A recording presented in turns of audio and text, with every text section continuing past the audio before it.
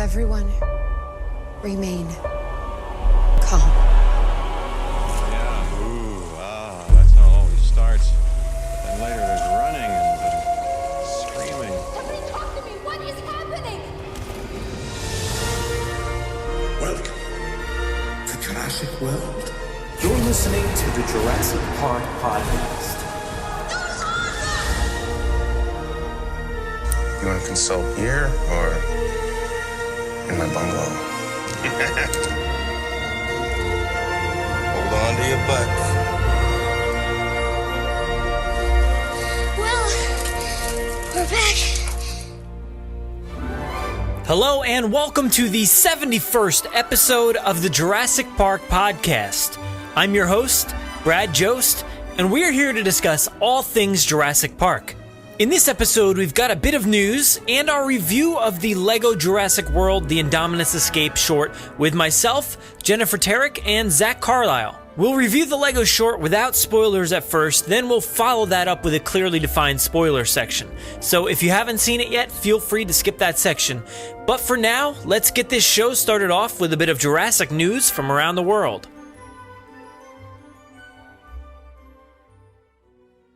18 minutes and your company catches up on 10 years of research. Access rate program. Access security. These pictures were taken in hospital in Costa Rica 48 hours ago. I don't want to jump to any conclusions, but look.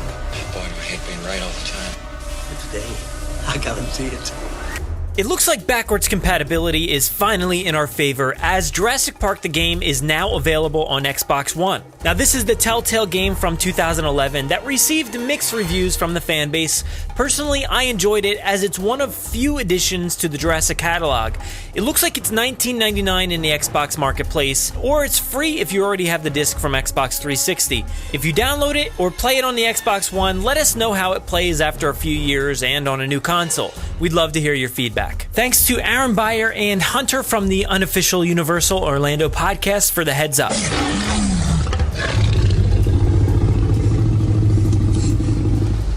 Time.com ran a news story last week covering Colin Trevorrow's chat about the Jurassic World sequel at a Spanish film festival. He said, "The dinosaurs will be a parable of the treatment animals receive today. The abuse, medical experimentations, pets, having wild animals in zoos like prisons, the use the military has made of them, animals as weapons." Also saying it will be more complex. The second part will be a very different movie that will explore new paths. For that reason, it was clear that it needed to be Bayona who would direct it, in order to have it grow and evolve with his very personal vision. I personally think this is a great direction to take the next film. To be honest, I kind of thought they would touch more upon this in Jurassic World, especially with the obvious parallels to the giant fish tank holding the mosasaur. I can't wait to hear how they broach the topic of trained dinosaurs, using dinosaurs as weapons, freeing the Rex in order to fight another dinosaur, the over-tranking of the pteranodons, and obviously the numerous deaths of dinosaurs throughout the park. Well, yeah, obviously on top of all the human deaths. But I am glad to hear that Colin is talking about how complex and how different this next film will be. Much of Jurassic World was considered a popcorn flick, so I think it's interesting to hear how they're evolving this franchise. I really trust Colin's writing, and I know he's going to produce something that we're all going to look forward to. If you want to read the Time article, just follow the link in our show notes. J.A. Bayona recently spoke with a Spanish website about the upcoming Jurassic World film and had this to say about the film's tone. Obviously, when you have Chris Pratt, it will also be very funny, but it will be darker. It's a second step in the trilogy, and the second step is always darker, as in The Empire Strikes Back or Wrath of Khan, which are obvious examples. In that sense, the film takes a story that it's never done before. To me, it surprised me. We're going to take it places where the saga has never been before, and at the same time, we're going to pay tribute to the franchise. We will take it a step further. Also, here's a clip of Bayona speaking with IGN.com. Take a listen. I got to ask you about this dinosaur movie you're doing, this Jurassic World 2. Now, I grew up, obviously, with that franchise. Jurassic World, huge hit. This will be the fifth installment in this series. What to you, as the director of this film, is the biggest challenge for you going into it? Well, it's not that easy to do the fifth installment of a franchise, Right. But it's true that it was Colin Trevorrow who came to me and he pitched me the second chapter of a trilogy. Okay. And I realized that he really wants to lead the story to places that we've never seen before. It was very exciting, very, very exciting.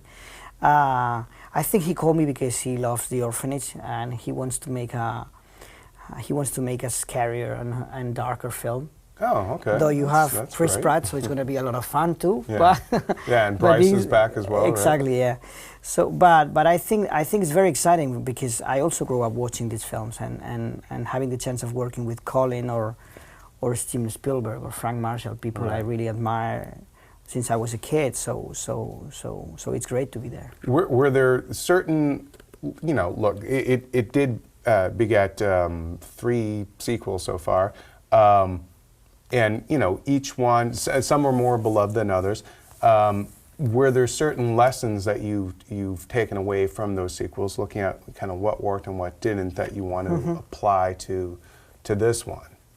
Well, I think that what is very exciting is that it goes to places that we haven't seen before. And at the same time, it continues the story of the films we've seen. So there's a connection with the other films. And I think, this is always a tricky thing about doing a sequel, that you need to be kind of like faithful to the legacy, but at the same time you need to bring new, exciting stuff. So you need to find the balance of what the audience is expecting and to surprise them, Right. But I think that Colin has envisioned like a story that definitely will show the people some things that they don't expect, Yeah, Colin Trevorrow, of course, directed Jurassic World, and he is writing this one, and he's like an executive producer on there as well. He was quoted this week, and I saw it at time, but they're not the source for this, that he said that it's a parable for how humans treat animals. Can you expound on that a little bit, and is there any concern there if of making the dinosaurs maybe too likable or not making them scary than if you can empathize with them more? Well, I think that there's always been this conversation in the movies, what is the human position in front of dinosaurs. I think somehow this story is taking this subject matter in a more straightforward way, and I think it's very interesting, what is our responsibility to our own creations, Now, these comments are very satisfying for us in the Jurassic fan community, as it really seems like Bayona will be heading in the right direction and giving us a more thoughtful and intriguing film. It seems like everybody is comparing their second films in their respective franchises to The Empire Strikes Back. Recently, Adam Driver, aka Kylo Ren, commented that Star Wars Episode 8 may have an Empire vibe to it as well. So, does this mean that the Jurassic franchise will have a heavier tone? Maybe could we see a death of a character that we know and love? Maybe even an original character, who knows? J.A. Bayona did mention paying tribute to the franchise, so this is pure speculation, but wouldn't it be super upsetting if he killed off one of the characters that we know from the past? I don't even want to think about Grant or Malcolm showing up only to be sacrificed. Please, no. But with that audio clip, you can certainly tell Bayona is having a hard time talking about the film without giving too much away. And even though they cut that clip short, it is interesting to hear him talk about Colin's recent comments on the treatment of dinosaurs. Anyway, you can find a link to the Spanish news article and the video in our show notes. I just wanted to point you all in the direction of alltimelines.com, which is a great site that compiles pop culture timelines together in one neat place. Now, you can find films like Star Wars, Back to the Future, Indiana Jones, and of course Jurassic Park. On the site, you'll see a listing of films, some games, comics, novels, and more, and it's a great source to straighten out your timeline if you're ever confused. So hopefully we'll get some more content soon to add to that website and add to the timeline. If you want to check it out, head to our show notes to find a link to their Jurassic Park page. Oh, there it is. There it is. All right, let's head into our review of Lego Jurassic World, the Indominus Escape. Where's Aunt Claire? 7 o'clock tomorrow night on the East Dock. Make sure he gets it right. But it's alive! And everyone on the planet's going to line up to appreciate it and everything done. People would say they could see the fleas. Oh, I can see the fleas. Mommy, can't you see the fleas? Are these characters autoerotic? No. Come on!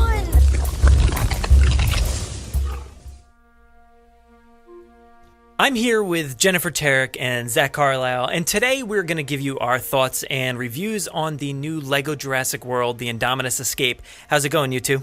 Fantastic. Pretty awesome. Yeah. So you guys enjoyed this thing, right? I did actually. Yeah. I laughed the whole way through. I want more now. I enjoyed it a lot too. It was a lot of fun. It was just a nice little breath of fresh air. Exactly. That's it. I think that's exactly what we needed is something new like this, and I think a lot of people are going to like this. Hopefully, it's getting out there to everybody, and people are actually viewing it and rising up the numbers, so more things will happen in the future. I don't know, but for this segment at least, we're going to review the full Lego short. No spoilers just yet. We'll get into those later on, so it's safe to listen for the next, however long. I'll give you plenty of warning, don't worry. But if you haven't seen the Lego short already, it's actually, we have the copies of it on our website through YouTube. So if you go to our website, JurassicParkPodcast.com, you can find all 5 parts in a blog post, or you can head to Netflix, probably easier in general, and just watch the whole thing straight up. You don't have to watch 5 separate parts. It's like 24 minutes long, I believe, but it's really easy to watch on Netflix. I think hit that 5-star review thing too to make sure everybody knows we like it. Yeah. But yeah, like I said, we won't spoil anything just yet. We'll save that for the spoiler section. So why don't we just get right into it? Jen, why don't you give us a rundown on your thoughts? Oh man, gotta start over here. Yep. My thoughts. Okay. I love that it never takes itself seriously. That's awesome. I love how it takes the characters and totally blows up their personalities even more. I love Claire and her access and security. Is that a spoiler? I suck. Okay. No, you're okay. That's okay. Okay. Well, I think from when we did our trailer episode, we weren't too far off. I mean, we kind of had it down. I was impressed with us. I know. We had the Christmas dinosaur. I mean, we had that down, and we figured that. Oh my gosh, I'm gonna spoil this. I'm just gonna shut up because I was gonna spoil something else. I liked it. I liked it a lot, and I want more. Next. Go ahead, Zach. Your turn. The thing I really enjoyed about it is it was something that I feel like the younger audience really needed to get introduced to the whole Jurassic Park and Jurassic World. Mm-hmm. Maybe young kids who are too little to really watch it without, to watch the original ones without being terrified. This is something for them to kind of jump into and enjoy. Like a cartoon version. That's cute. Yeah. Yes. It's very, my 2-year-old loves it. And I can't show her Jurassic Park right now. She would freak out. You know what I mean? Give her nightmares. Yeah. But she loves this little short. And the other things I really liked is the score for it. I'm not sure if they created another score, like a separate score for it, but it felt like. See, that's what I thought. It was the same from Jurassic World, and it made it feel like it was actually a part of the rest of the movies, even though it wasn't. And it brought just that. It made me feel like a little kid again. As soon as it opens with that theme song, everyone knows. Yeah. And, that theme, all the feels with that thing, all of them. The other thing I liked was how much, even though the story is really cheesy, but how much it parallels Jurassic World. Mm-hmm. Each scene, was rewritten to fit the story that they had, but it was just, I don't know. It was really cool, man. I really enjoyed it. Yeah, no, I think you hit it on the mark because it tried to not do exactly what Jurassic World did, but it changed it up and it tried to make its own story, but kind of go along some of the similar beats, Yeah, and definitely kid-friendly. It made it kid-friendly, which you just said, but keep going. That's about all I really got. Yeah, I mean, there's a lot to talk about, probably more so in spoilers, but but yeah, overall, the whole kid-friendly aspect was perfect. I think they hit it on the head there. It's aimed directly at kids, maybe the age of your daughter, and I think I think that's where it works best, in that age range, maybe from 2 to 6 or so. It can definitely go older than that for sure. Obviously, we enjoyed it, but I think it's aimed for probably that very young age, because teenagers maybe find it too corny. They're too cool for it, right? And I don't know, when I was 6 years old, 6 or 7 or whatever, that's when I first saw Jurassic Park. So at that point, I was good with seeing that, violence or whatever you want to, the gore and aspects of Jurassic Park. So at that point, it kind of transitions, I guess. But for that age range, from the 2 to 6 or so, I think it's absolutely perfect because it's got all those aspects that you want. It's got like comedy. It is just plain funny. All the characters, Ms. Ronnie's really funny. Claire has, like you said, Jen, they like heighten the characters and they make them like ultra realistic versions of themselves from the movies. And Claire is like a prime example of that. She's like so crazy and so funny. Right. There's just so many exaggerations about whenever the dinosaur guy she's like, oh, if you get eaten, our insurance will cover it. It's fine. Like, it just takes that kind of thing and makes it hilarious. Yeah. But you can't do that in a Jurassic movie, but luckily they have these Legos that you could do it in and it's better. It's funny, it's lighthearted, and it's just kind of tongue-in-cheek, and they make fun of themselves, and it's great. Well, the good thing is Jurassic World, like, while it's serious and scary and dark, it does have some of those similar beats, like Owen, for example, is very corny throughout basically all of Jurassic World, like the actual movie. So you could say a lot of his lines and dialogue are, kid-friendly in a way, and they're corny like that. And I think that's just based off of his character, not necessarily. A lot of people blame the writing and say, oh, the writing's terrible. But I don't think that's it. I think it's more so that's just his character. So like when Claire says, what should we do next?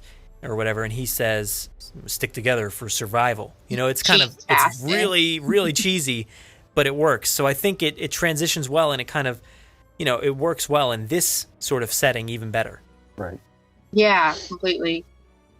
To me, the dinosaurs were pretty funny. The way they all acted and flew around, and then the hot dog man, he was like one of the more funny parts of this whole thing, because was there one part that was in the background, like, oh, they're having a serious conversation, and Owen's training a dinosaur in the background, or like making him sit or something? No, yeah, what he's doing, he's Claire and Dr. Wu. Doing the whole time. Yeah, Claire and Dr. Wu are having a conversation in the lab about something, and in the background you can see Owen. See here, I don't want to go into spoilers too much, but you can see him. Oh, is that kind a spoiler? Oh my god! Yeah, you can see him kind of messing around and doing something funny. I'll get into that more later. But let's see, what else did I like about this thing? I thought the thing looked beautiful, right? I mean, the island itself looked awesome. Like it looked like so. I don't want to say realistic, but almost. It was almost there, and the way it played off of the Legos and the cartoony aspect of the Legos, it was perfect, and the colors were bright and vibrant. So that aspect was really, really cool. We touched on that a little bit in the trailer, how we were saying the water looks so much like water, and it's hard to tell where your sight lines are, what's real, what's not. It's just done so well. Yeah, the whole thing turned out that way. Yeah, and even the way that the characters moved and talked and everything it flowed really well. It didn't seem like there was, to me, it didn't look as fake as it could have looked. The way everything blended, it was perfect. From the dinosaurs interacting with the environment to the cars, like the Lego cars, like, going through the jungle. It was really perfect. And the scenery itself and the park itself looked so shiny and glossy, and I really like that aspect of it. And I think that goes into like the way it was animated and shot. Like the director obviously did a great job, and the people who animated it did a great job. There were some interesting shots. A few that stuck out to me. I posted these online, I believe. There's one shot of a Dilophosaurus and a few other dinosaurs like running straight at the camera, and it was like the camera was like bouncing on the face of Dilophosaurus. It was really, really funny looking, and I really liked how it was framed and everything. The lighting, obviously, in that with the colorful backgrounds and everything looked really cool. Another one was, well, I guess Owen was on his motorcycle at one point, and he's kind of like swerving in and out of a dinosaur, and that part looked really awesome. I just loved the way the camera followed him. So, it's funny to analyze like a Lego project so much, but I really like those choices that they made with the directing and the animation and all that. It looked awesome. Yeah, we talked a little bit about whenever the Indominus breaks out of his paddock as well, and it looks like an actual movie shot. It could, and how you go like, oh, we want to see that in 3D whenever he like roars at the camera. I don't want to say camera because it's not really a camera, but the screen. It's a digital, kind of camera. So it's they got to direct it somehow. So it's right there, and yeah, he does he screams right at it, and I could totally see what you're saying. Put some 3D glasses on, that thing will look amazing. Yeah, that was a cool shot. How awesome would it be? They'll release it in 3D? That's what I was just wondering. I'm like, how awesome would it be if they re-released Jurassic World in theaters and then put this as a 24-minute short before the movie? Short before it? Oh my goodness, that'd be so awesome. I want that now. They're bringing back all those Harry Potter movies and showing them in all these different theaters. They should do that for Jurassic World. Just show all the movies, the short, everything. I guarantee they'll do that for the next one. They'll definitely at least show Jurassic World before the second one. Oh man, I will fangirl all over that theater. I hope they do. I'll be a puddle. I'll just melt into the floor. They'll just sweep me up, and it'll be a problem. Some other things I enjoyed was the characters themselves. I thought, like I said, Claire was a lot of fun to watch and to listen to. And it definitely seemed to play on the issues with her character in the actual film. Obviously, a lot of people complained about that, but here I think they did some good things, some bad things when it comes to her character. Owen himself, he was very cool and heroic, but I think it kind of perpetuates that stereotype that Owen is the hero or the lead and not Claire, which is slightly disappointing. I kind of looked at that and I was like, I wish they had played up Claire being the hero more so. I trusted them too. Oh my gosh, spoil. I'm not going to spoil anything, I promise, everybody. But at the end, I'll restrain. At the end, I was waiting for something cool to happen, anything cool. And no, it got taken away. It was stolen from me. I was sad. Yeah. Spoiler section, but Well, see, I felt like, I don't know, you guys may disagree with me, but I felt like they kind of made her a little bit stronger, made her character a little bit stronger up until the end. It's like they... Mm-hmm. It did feel like they were building to something, and you assumed they'd finish out because they were following the movie to a point, but they didn't do none of that, none of what you expected. But there's even that's kind of a spoiler, but there's even some scenes where she's basically leading Owen's character, and he's just kind of you got it, boss type of Here's attitude. Where they flipped it though, because in the movie it was the opposite. He was leading things, but none of it worked out, and she did something and it worked. Here it's the total opposite. She was leading things and none of it worked out, and he did a thing and it worked. So they flipped the dynamic totally the wrong way, I think. That's disrespectful to what the movie was doing. Yeah. Well, didn't even Colin say, was it Colin that said it? That it's really, going back to the actual movie, it's really Claire's story? Mm-hmm. Yep. Totally. Okay. So, yeah, it's kind of... It's her art and her trilogy and everything. I mean, he's written it with her, but I know, and for them to take the Lego, I was disappointed to take this cute, adorable Lego short and use it to change the dynamic and change everything the movie did. And I mean, you could change things, that's fine, but the base of the movie should still stand, and it did until that point. Mm-hmm. So I was pretty let down. I was deflated. Yeah, and I think this is a way to get into kids' heads and to show them what is the right way to view a character and what's not. And they kind of, they at one point they're just playing along and saying, sort of mocking all the problems people had with the character of Claire, but then they actually do it, in the end. Like you said, Zach, they build and build and build, and then they just don't follow up with that. And yeah, it would have been nice to have them instill this, into kids' heads and be like, this is, Claire can lead a film, and even if it is this Lego short, she can lead it, and she's the boss. She's the one who saves the day. But they didn't do that, unfortunately. But that's why I gotta give Colin. I want to just shake Colin's hand, because I'm sure everyone in the world was going against what he was doing. Because look at Universal, the way they marketed it, all the marketing, all the Lego, everything that Colin doesn't have direct control over, it flips to the normal stereotype that everyone is just used to, and that's how it all is. The reviews, just everything that Colin doesn't have his hand in, writes it the other way. So that's why I wanted to shake his hand and be like, thank you for trying. You made a very good effort, but you can't control everything. But thank you for trying. Right. Yeah, he stuck to his guns too. Go ahead. Well, I was just going to say, I've been bringing up my daughter again, but it's kind of one of those things I'm trying to show her some of these fictional characters that she could look up to, going back to, I don't know, Supergirl, Wonder Woman. Mm-hmm. Even to Claire. If it is Claire's story, then they should have just stuck with Claire being the hero. That way you got little girls that are going to watch this, and maybe in the end they're going to think, a boy's going to end up having to save me, when that's not necessarily the case, Yeah.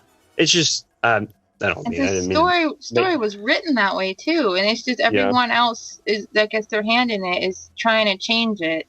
And I guess they have the power to do that to that degree, but that's a shame, because that's how it was written and that's how it's intended. Mm-hmm. And everyone, it just shows you how backwards things are. I'm not a feminist. I'm not opposite, but this kind of bothers me, because we had a shot here. I don't know. No, but I think what you're comparing it perfectly, because you have the daughter that would look up to this stuff, and it is in her, wheelhouse, and it should be.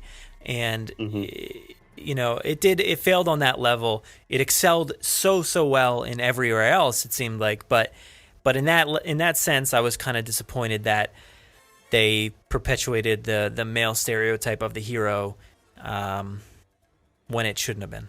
We know that Claire is the hero of the main film, so it should have carried over. So I'd like to know who's in charge of this story, developing it, fleshing out the characters and doing all that stuff, because I'd like to know why they chose to stick with Owen. And maybe it comes down to the sales of Lego. It could just be a boys' market, Unfortunately, it probably is accurate that boys are more of the selling point for this Lego line. Right. And Chris Pratt's the king of Legos right now. He's on everything. So, but he wasn't here. Why? That also boggles my mind as well. Little kids won't know that. That's true. Little kids won't know that. Yeah. Yeah, major respect for Bryce right there for being in that. That surprised me. When we were guessing last time, I knew it was her, but I wasn't going to say that. But major props to her for doing that, taking the time out to do that. Yeah. It's very cool. Yeah, it's you stuck to it, and it didn't sound like her in the trailers, maybe because they chose some of the more outlandish scenes. But once it came on screen when I watched it on, YouTube, wherever they debuted it, I was like, all right, that definitely sounds like her now, because she was more calm, kind of sounded more so just like Claire did. Mm-hmm. It was those how-to videos that took me there. Mm-hmm. That if maybe she didn't do those, I might have had more doubt. But it went right to those how-to videos, like I mentioned in the last one. So I knew it. Yeah. Let me move on here. This is stupid, but I really liked Owen's relationship with Tango, the Christmas Pteranodon. The Christmas Yeah. It was so funny because he has this established relationship with this thing, and he can fly around on it, which is an awesome addition to this world. Obviously, he didn't do that, and it would be really weird if that happened in the live action films. But here, it was so perfect, and the way he's jumping from back and forth, and he can yell out to that pteranodon, it was really cool. I really love that one. That's exactly the kind of thing you need, though. I mean, that's the right way to do it. That outlandish, crazy stuff that you can't do in the film, but that's funny and amusing, but still kind of sticks to the character. That's exactly right. They had it right on with that. Yeah. Dr. Wu had some really cool moments for me. There's a few other characters I won't spoil just yet, but they were awesome. The hot dog man for me was like I said, he was really fun and comical, and the whole setup for his story was great. Like I said, Masrani was great. The story, if we're going to just talk about the base, like the story itself, it was exactly what I expected. Nothing too crazy, like we've been talking about. And it's like the Indominus is attracted to hot dogs. It needs to have these hot dogs to basically perform its like tasks and do its stuff. And that's like its downfall. It's so perfect. And we've talked about the audience and who it's geared towards. So I think the story itself is perfect for that. The ending was fantastic. I'll talk about that more later. And Zach, you talked about the score. And I really liked how they kept Michael Giacchino's score here. And, what they did was they didn't use it specifically with scenes that we remember from Jurassic World. They actually flip-flopped them a lot. And they used them like differently than how they used them in the film. So I thought that was really cool how they cut and pasted. You could tell it was like, if you know the soundtrack well, you could tell it's kind of chopped up, but it worked really well in the scenes they used it in. Yeah, it would come and go and kind of mix around, but I liked it because you knew it right away. Yeah. And it was neat to hear a different mix of it. Just the intro still gets me though. Same. Yeah, that'll do it. Like that just anytime you hear that. And I think, all the different scenes that they used, it fit perfectly. Like the flying over the island stuff worked really well. The darker soundtrack tones that they used worked well, and all the scarier Lego stuff that they did. It was perfect. It really fit it well.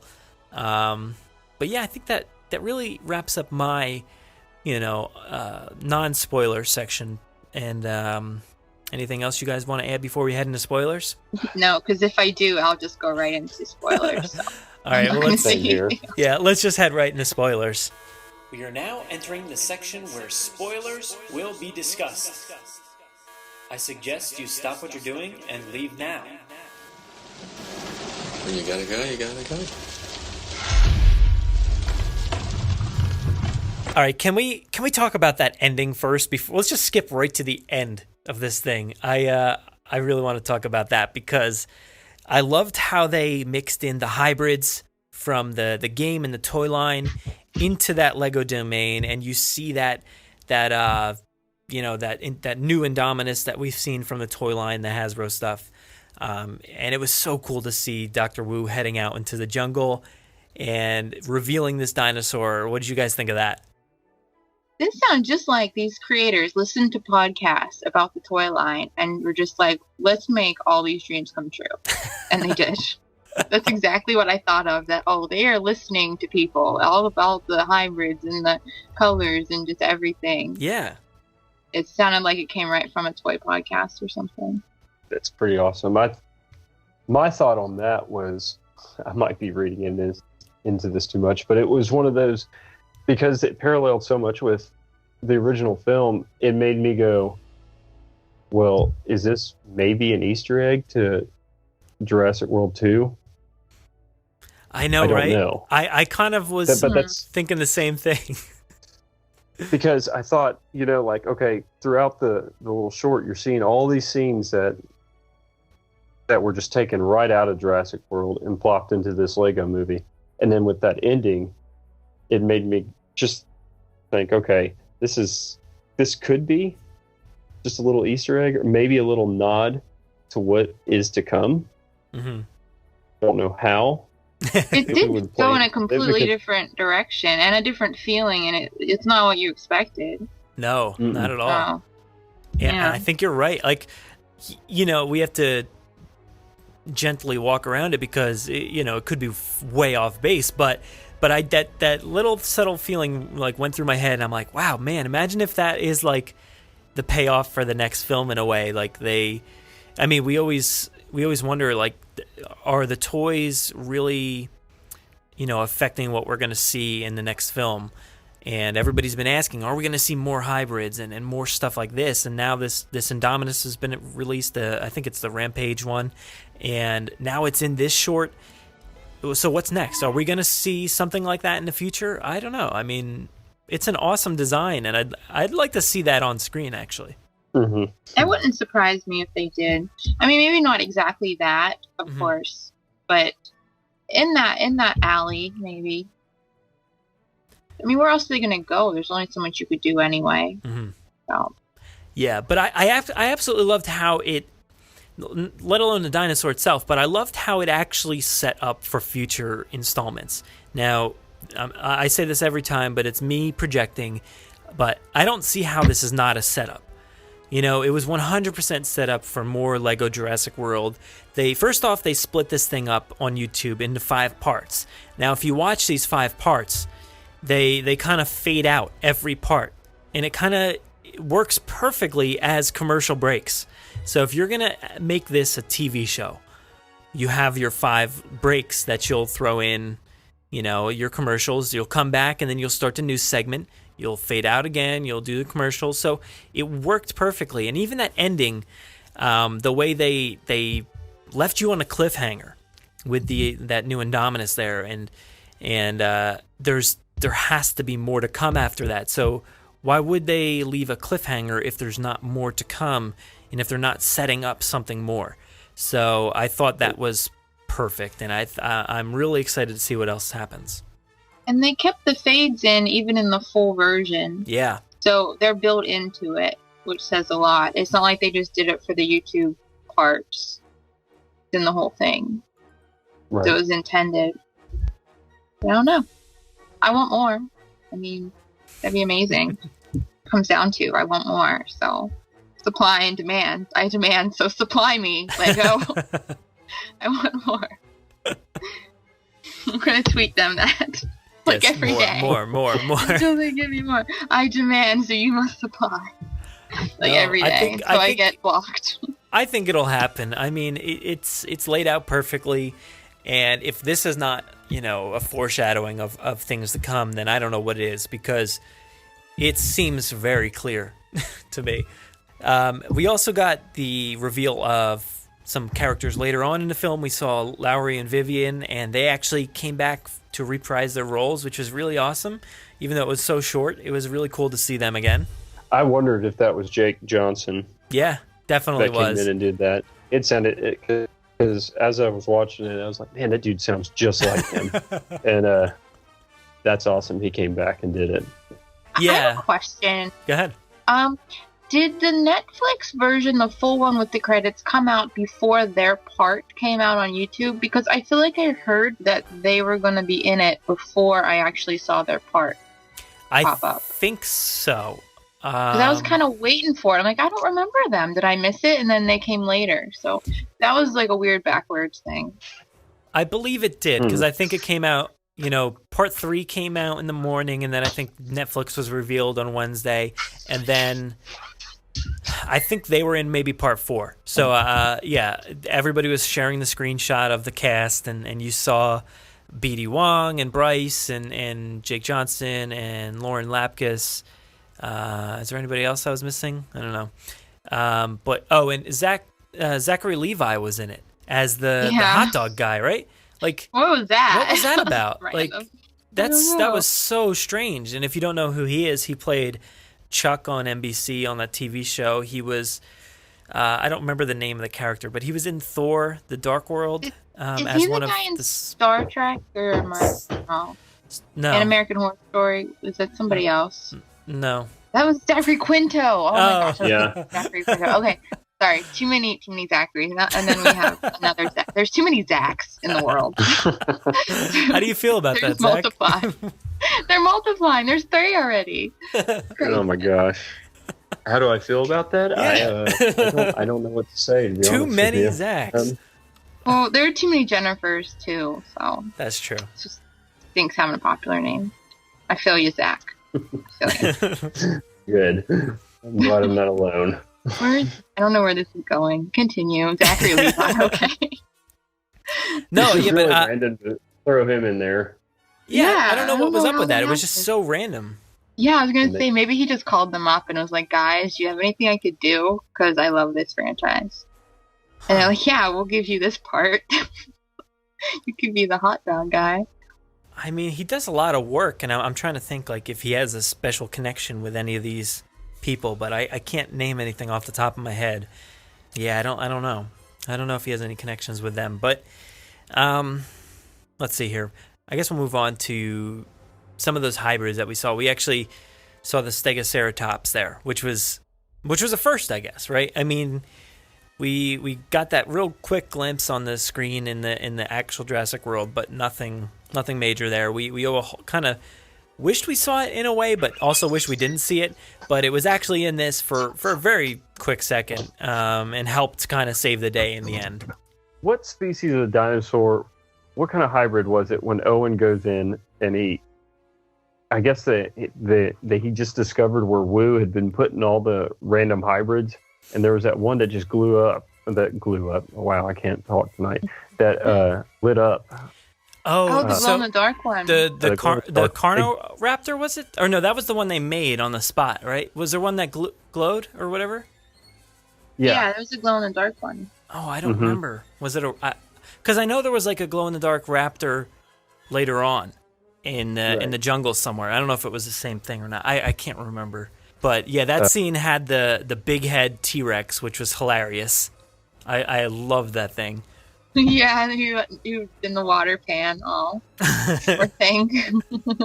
Hey, so hey unfortunate. guys, I hate to be like this, but our tornado sirens are going off. right now. Terrifying. So I'm gonna have to scared. jump off here. All right. Kind So of just scary. see what's going on. Scary. No, stay Oh. safe, man. All right, cool. so Sorry scary. about that. No problem. I Stay need to safe, run out dude. here and figure out what's going get on. in get in Be the ground or do something safe. Yeah, I don't know what you do. I got Okay. We got it. All right, thanks, guys. All right, bye. Bye. So scary. I was just saying how scared I am of that. Oh God, yeah, seriously. If I'm gonna have like a panic attack, and I'm not even there. siren goes off, yeah, you gotta So do scary. something. You gotta get down. I don't know. I'm in a basement now, so I'm okay, but I'm not anywhere near him. So I feel like going into my basement, and I'm not even there. all right, yeah. So I guess we'll just kind of continue on here. Let's see. Where was I? Yeah, I guess I'll just go here. Now, when we did our conversation before, I kind of guessed that scene. I think we sort of talked about it before, but that scene where Mizrahi's falling out of the helicopter and Owen saves him with that trust fall off the Christmas Pteranodon. I perfectly called that, and it played out exactly the way I had hoped. I'm like watching it, and you know, he goes up and he catches Mizrahi, jumps back on the Pteranodon, it breaks through the sign, slides on the ground. It was 100% spot on. I was like, And yes. his hair falls off. We His had hair that down. Frame by frame, we knew that was going to happen. Yeah. And one of the funny things I liked about it was Hoskins was such an idiot. You know, a lot of people think he was stupid and an idiot in Jurassic World, the actual film, but I think they played off that stupidity and the choices that he made with this whole raptor training plan and everything. They played off that stupidity and made him this complete idiot. And he started like shooting at the dinosaur costume guy, which was ridiculous. It didn't make any sense, but it was And then he's hilarious. like, it's a talking dinosaur. What else is Wu gonna cook up in that lab? They're like switching these lines, and making him even more of an idiot, which is like I was talking about. They're playing up these roles and, you know, making just fun of the film itself, which is great. I think that's perfect. Yeah, that totally worked. His whole character worked. They all worked, except for the ending, which did not work with what they were doing. And they made the characters perfect and the whole time, and how they should in this kind of film, but at the end it just did not match up with anything, and you're just like, what? Yeah. That's not the film I saw, that's not the short I just watched. Like, that was an agenda push. I don't know. Yeah, well, there was a few points I wanted to talk about also with Claire. Aside from not making her the hero, there was actually a few times where I thought they were actually like putting her down in a way. I think Owen himself was, I forget what the situation was, but he mentioned like, oh, sweet, simple, naive Claire. Yeah. And I'm like, oh, that's kind of weird. Like, but then you kind of forgave it because you figured, okay, they'll follow through and redeem it just like the movie did. Yeah. Because you kind of making excuses for it. You're like, okay, that's okay. They're exaggerating everybody. It's okay. But they never paid off at the end for you. And there was that other scene where Owen kind of lectures Claire on the Dilophosaurus. He's like, she's like, oh my God, it's so cute. I love it's a redhead just like me or whatever. and they played up the dumb aspect of her character for some reason in a few scenes like this, which I thought was very strange. Why, I don't know why they did that. And they had Owen lecture her about it, which was very weird. Like, Claire, you might not want to stand near that. It spits venom or poison or whatever he said. And I just thought that was a very strange choice. And then even later on, Masrani, I think at the end, he's like, he lets Claire know how terrible of an idea the Indominus was, because in this version of the story, the Indominus is all her idea. So he's just letting her know, look, this was a bad idea, and you're to blame for that. So I thought there was a few very strange choices, aside from the ones we talked about before. So I don't know. Hopefully if they do more, hopefully they fix that up a little bit. And you know what? I would have forgiven all of that stuff because they were exaggerating everybody, and it's funny and blah blah, and it is comical. And I was ready. I was on board. I was like, okay, it's a little harsh, but look what they did to Hoskins. So okay. So and even Wu sounded stupid at times, and it's like, it's okay. And then it just didn't. It didn't work. There was no redemption, and you just left with her thinking she's stupid, and that's what everyone thinks, and that's what they did. Yeah, and that's a shame. Yeah, they have the power to do that, and like I said, anything Colin doesn't have his hands in, Claire just gets totally ripped apart. No one cares. They just focus on Owen. And I mean, I know I'm a broken record here, and I'm sure everyone listening is so tired of hearing me say this, but they keep doing it, so I keep saying it. Yeah, there was a few times where she did attempt to take charge, and she tried to capture the Indominus. She grabbed the gun and started shooting at it, and they actually did capture it for a second, but the thing broke out, and then shortly after that, she mentions that she's going to save the park, and that's the point. That's like the downfall. When she mentions that she's going to save the park, she never actually saves the park. So I don't really understand why that line was in there.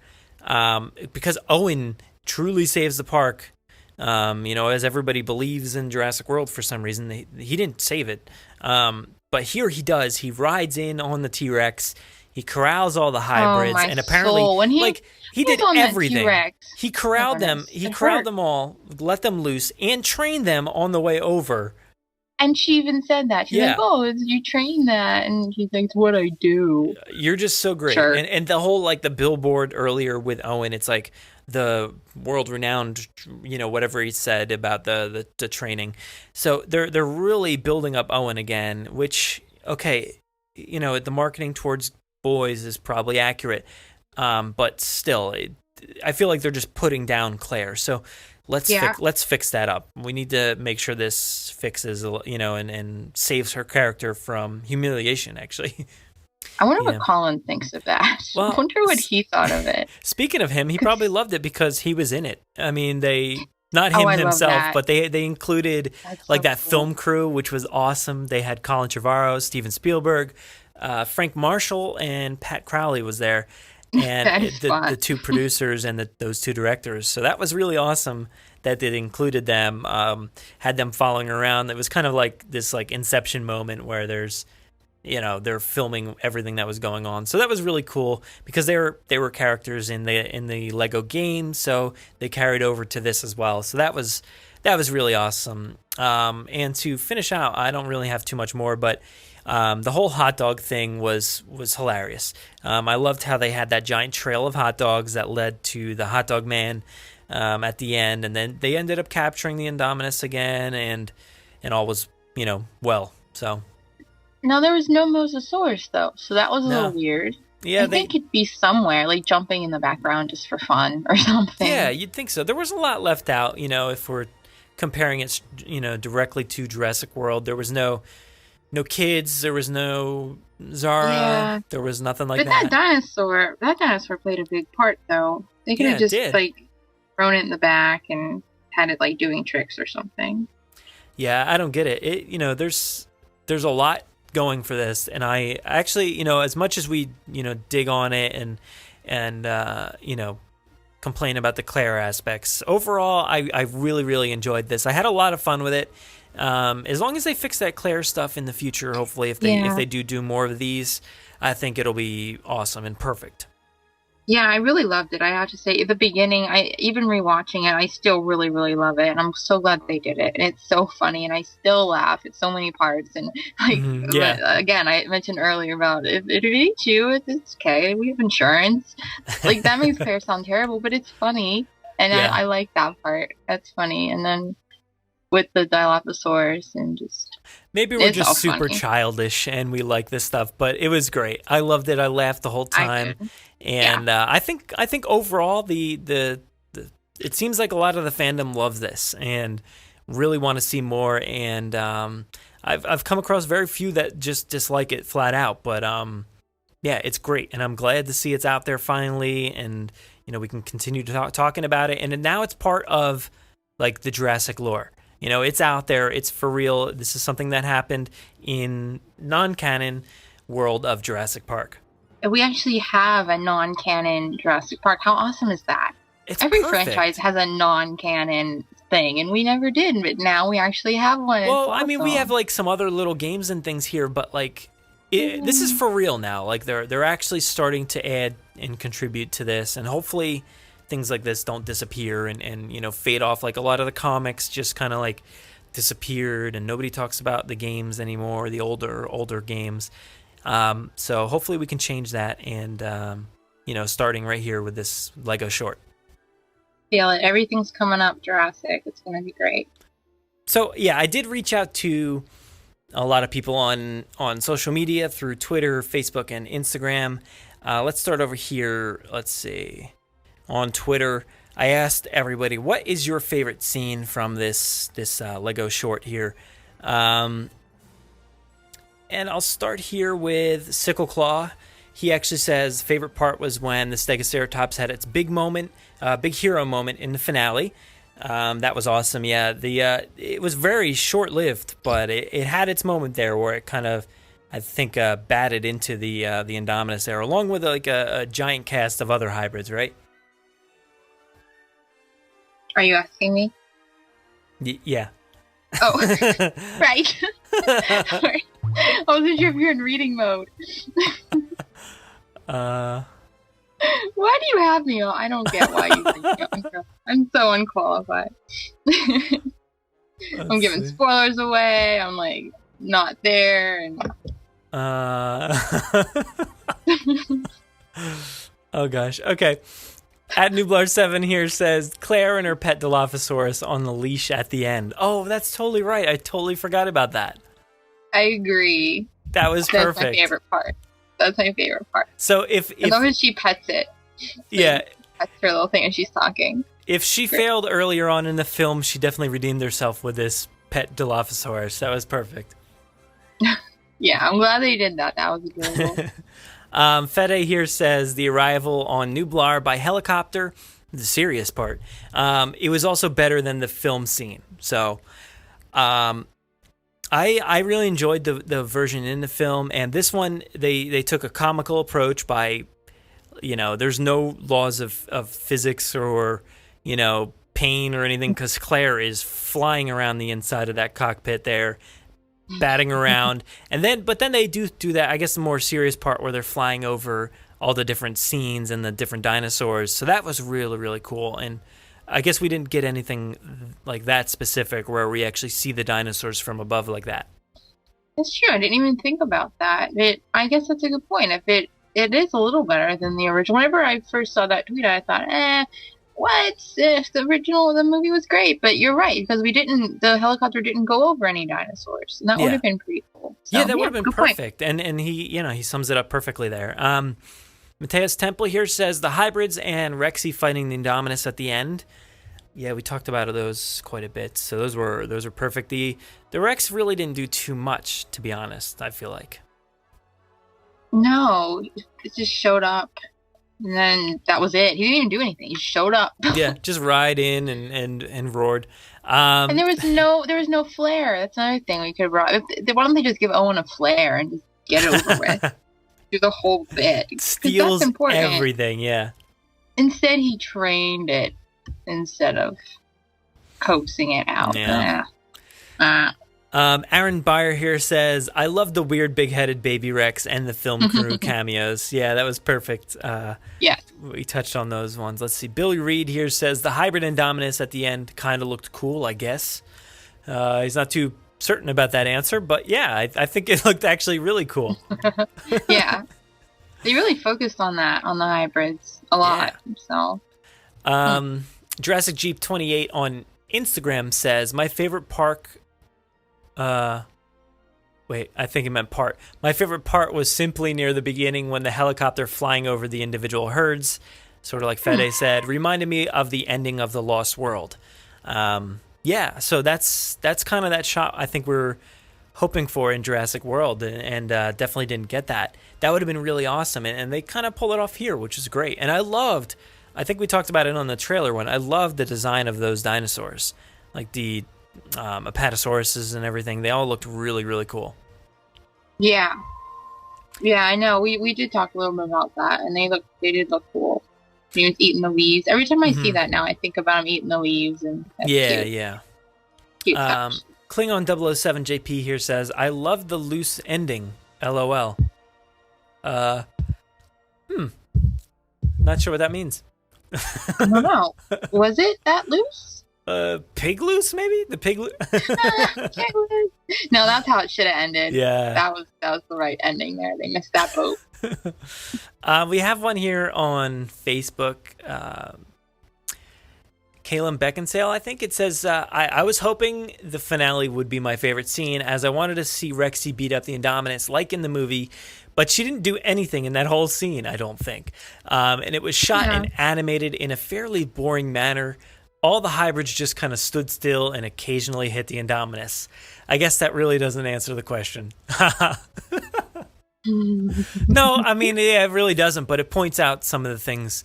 And I guess in that final scene, they just kind of like swatted at it and eventually won by not really doing too much at all. So, yeah, that makes sense. That answer makes sense a lot. So there's another person who agrees that even without the Claire part, the scene itself just was kind of like lackluster compared to the rest of it. Yeah, I agree. And then kind of anticlimactic. What do you think about the whole soccer match thing at the end? Out of place and kind of weird and like what? Yeah. I don't know. It didn't feel great. It was kind of weird. Very interesting. I don't hate it. I don't have any problems with it really, but it was definitely strange, like to see that. And was Hoskins in there at the moment? Yeah. It's like, what made them think of that? Like, I guess for a kids thing, it's funny, but it's just kind of it's odd. Definitely. I could see it being like a hit with the kids, and I thought it was funny, but yeah, I just didn't really. The tone is strange because they're jumping around, but they're doing some serious stuff, and then they're playing soccer. So who knows? It was a lot of fun. I had a good time with it, but that sums up all the answers I have here from social media. So thank you everybody for sending stuff in. So I hope that this is a foreshadowing. The Easter eggs we're talking about, I hope Claire has a pet dinosaur in the next one. And there better be a soccer scene in Jurassic World 2. 2 requirements we need now. Yeah, those are your Easter eggs. It's funny to say that, though, like we were talking about earlier with Zach about that scene with the Indominus at the end. Like, it seems like it could be a foreshadow, but how can we say that logically when there's a scene where Chris Pratt Oh, I did it this time. That was the first time I actually did it. Owen is jumping around on Pteranodons and Soccer playing dinosaurs. So there's a lot of strange stuff, but some things we can look at and be like, wow, could we see that in the future? So I like analyzing it in that way. Oh, a random thing that just popped into my head. Whenever the Indominus changed to plaid, that was funny too. When he went to all those absurd colors. I loved it, yeah. She's like, oh, that's a new one. Yeah, it was perfect. But yeah, see, that part when they were in the paddock, like looking at the Indominus, that was a funny one. Like that whole thing. The whole thing. Cool. That was fine. Because that was the introduction of the hot dog man, and we finally saw what he was doing with that shovel, and Owen just was it Owen who fed the hot dog or something? They dropped it in, and then it started changing colors, and he's like, don't feed it hot dogs or whatever he said. Mm-hmm. So, and she's like, why? He likes hot dogs. Why wouldn't we feed him hot dogs? Yeah, and that had the whole camera crew and everything. So that was definitely a really good scene, and I loved the crazy colors and everything they gave the Indominus, and especially that plaid. It was perfect. Yeah, I think I'm wearing that right now, actually. Oh, jeez. You're the Indominus. You're camouflaging. I call this Indominus plaid right now. Yeah. All right, well, we've rambled on for way too much. I don't even know what we're talking about anymore. Well, you know what? We talked even longer on the 1.5-minute trailer than we did on the 24-minute. So. You're right. That's weird. These people should expect like another 6-hour part. So we're going to release it in 5 parts. Let's cut it off. And then the rest will be on Netflix. The rest is... But we'll release it on Netflix before we finish the 5 parts. To be consistent. We got to go see if Zach's okay. Make sure the tornado didn't get to him. Hopefully he's safe in a bunker of sorts, or he's meeting underground. Well, wishing him luck out there. We'll check in and I'll let you know how he is. But thank you so much for joining me, Jen. And that was a fun one. Yeah, totally awesome.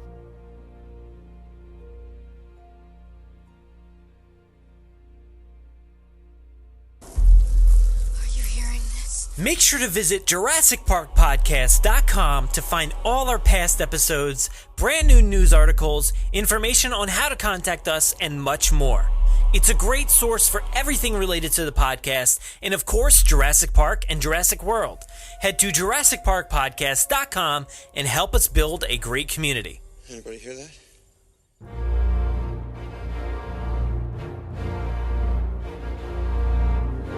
Thanks for listening to the 71st episode of the Jurassic Park Podcast. Of course, I need to thank Jen and Zach for stopping by to review the fun Lego Jurassic World, the Indominus Escape. Just in case you were wondering, Zach is safe and sound after that tornado scare. I'm glad to hear it didn't affect him. We'll have to get him back on again soon to chat more. But in the meantime, if you want to follow my good friends Jen and Zach, head over to Twitter. She's at Jennifer_Lane89 and Zach is at SaltyGrave15. Go follow them both, and of course, I'll have all their links in our show notes. Next week, we have another great interview with the Jurassic World actors, so stay tuned. We'll also be debuting a brand new segment next week called Amber Finds. Jay Jurassic is bringing his collection to your ears, so stay tuned to that episode. It's going to really be great. If you want to interact with us, we do most of our work over on Twitter, at Jurassic Park Pod. We're also on Facebook at facebook.com/Jurassic Park Podcast, and our Instagram handle is at Jurassic Park Podcast. You can listen to us via iTunes, Google Play, SoundCloud, Podomatic, YouTube,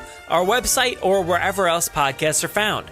So make sure to subscribe to automatically get new episodes every week. If you haven't already, please give us a 5-star review in iTunes or a great review wherever you listen to the podcast. It will seriously help our rankings and make it easier for fans like you to find us. We're usually spotted commenting on the Jurassic Park subreddit as Jurassic Park Podcast. Don't forget to check out JurassicParkPodcast.com for all the links you heard here today. If you want to get a hold of us, you can email us with any news stories, MP3s, segment ideas, top 5s, or comments to JurassicParkPod@gmail.com. Or you can submit questions directly via our website contact form. If you'd like to record something for the show, send it in to us and we'll feature it in an upcoming episode. If you don't have any way to record, you can give our voicemail line a call and leave us a message. That number is 732-825-7763.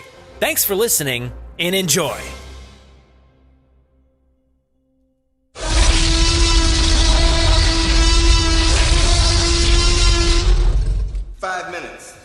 doing and leave now.